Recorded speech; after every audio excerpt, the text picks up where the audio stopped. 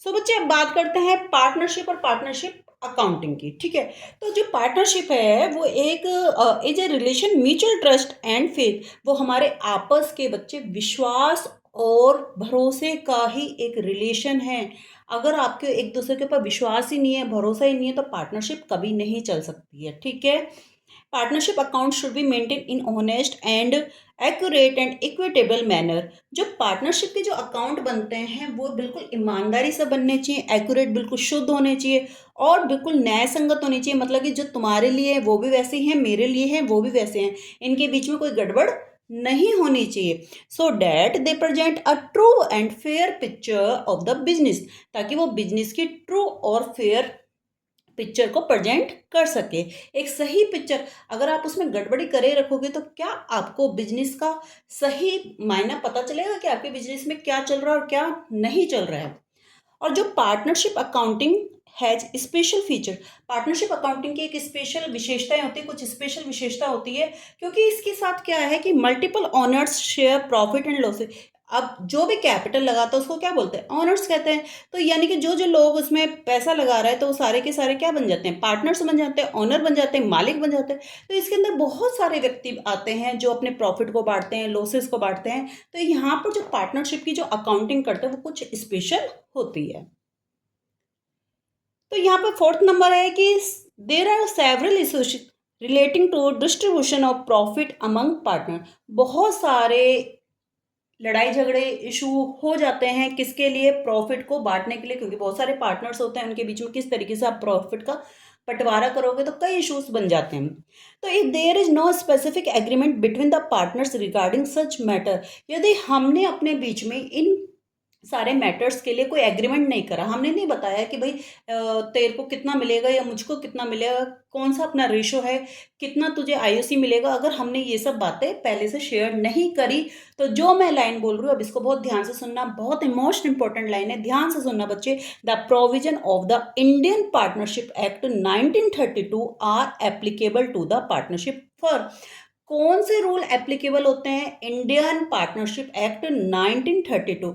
यदि आपने आपस में कोई एग्रीमेंट नहीं कर रखा प्रॉफिट को बांटने के लिए या इन मैटर्स के लिए, तो आपके भारतीय साझेदारी अधिनियम 1932 के नियम लागू होंगे। इंडियन पार्टनरशिप एक्ट 1932 के, इंडियन पार्टनरशिप एक्ट 1932 के रूल्स एप्लीकेबल होंगे। इस लाइन को आप बहुत अच्छे से याद कर लेना।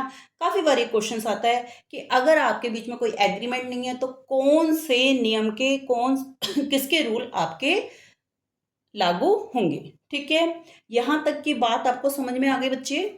बच्चे अब हम बात करते हैं definition and nature of partnership. आखिर पार्टनरशिप का क्या डेफिनेशन है, क्या इसका मीनिंग है और इसका नेचर यानी कि इसके कैरेक्टरिस्टिक्स क्या है, इन सब के बारे में हम बात करेंगे। तो देखो डेफिनेशन, इसी से डेफिनेशन से हम क्या निकालते हैं, विशेषताओं को, कैरेक्टरिस्टिक्स को हम यहीं से निकाल देते हैं। When two or more person join together to set up a business, जब दो या दो से अधिक व्यक्ति मिलकर एक बिजनेस को सेट करते हैं, and share profit and loss, they may enter into partnership, और अपने प्रॉफिट या लॉसेस को बांटते हैं, तो वो पार्टनरशिप में आते हैं। ध्यान से सुनना, क्या लाइन बोली, इसी में आपने सारी के सारे विशेषताओं को, एसेंशियल एलिमेंट्स को यहीं के यहीं बोल दिए। क्या बोला, when two or more person join together, जब दो या दो से व्यक्ति, अधिक से व्यक्ति एक साथ मिलते हैं, to set up a business, किसी बिजनेस को बनाने के लिए, and share profit and loss, और अपने प्रॉफिट और लॉस को बांटते हैं, they may enter into partnership. तो यहाँ एक डेफिनेशन दी हुई है, वो कई बार आती है, Indian partnership act 1932 section 4। Section भी आपको याद कर लेना है, इंडियन पार्टनरशिप एक्ट 1932 सेक्शन 4। मेरी हर एक लाइन से कोई ना कोई क्वेश्चन जरूर बन के आता है। आप 11th-12th के बच्चे हो कोई बात नहीं, लेकिन आगे जाके आप सीयूईटी दोगे या कोई पीजीटी का एग्जाम दोगे या कोई भी कॉम्पिटिटिव एग्जाम जहां पर आपकी अकाउंटेंसी पार्टनरशिप आ रही है, वहां पर इन सारे पॉइंट्स को आप ध्यान रख लेना। So Indian partnership act 1932 section 4 में क्या बोला गया है बच्चे, कि partnership is the relation between person who have agreed to share the profit of a business carried on by all और any of them acting for all.